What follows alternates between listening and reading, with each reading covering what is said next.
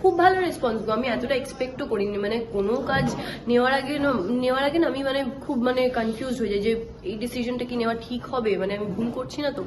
কিন্তু মানে এটার আগেও আমার সেই একটা খুঁতখুত ছিল, কিন্তু এখন দেখছি না মানে আমিও আশা করি না এত ভালো রেসপন্স। আর আমরা মানে প্রত্যেক দিনই চেষ্টা করছি, মানে এই নাইট টাইট হচ্ছে পরের দিন কিন্তু সেই সকালবেলা ফ্রেশ ভাবে নিজের ফার্স্ট সিন থেকে লাস্ট সিন অব্দি মানে সেই নিজেকে একদম এরকম ভাবে, মানে যেই শট দিয়ে আসে আমি এরকম হয়ে যাই, আবার শটে গেলে আমি পুরো এরকম।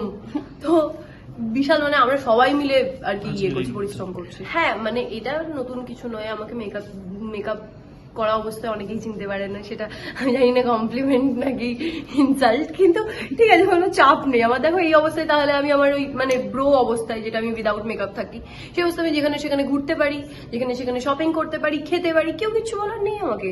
এটা তো একদিক থেকে আমার জন্য ভালোই।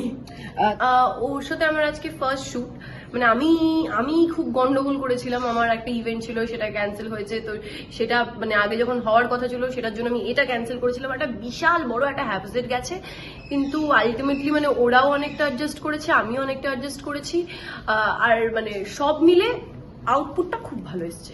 দোলের নো প্ল্যানস, আমি ভাং খাবো না এইটুখানি আমি জানি। আর হোলি খেলবো, মানে ছোটবেলায় যেটা করতাম ওই সকালবেলা উঠে মামাবাড়ি, যেহেতু আমার কাছে, তো মামাবাড়িতে দিদুনের পায়ে আবির দিতে যেতাম বা বড়দের পায়ে আবির দিতে যেতাম মা বাবাকে। কিন্তু এখন যেহেতু এই বাড়িতে থাকি, আমি জানি না আমি কতদিনের ছুটি পাবো, তো যদি হয় ওই বাড়ি যাবো, হয়তো ভাই বোনের সাথে একটুখানি ওই আবির খেলাখেলি করলাম, কিন্তু আমার স্কিন অ্যালার্জি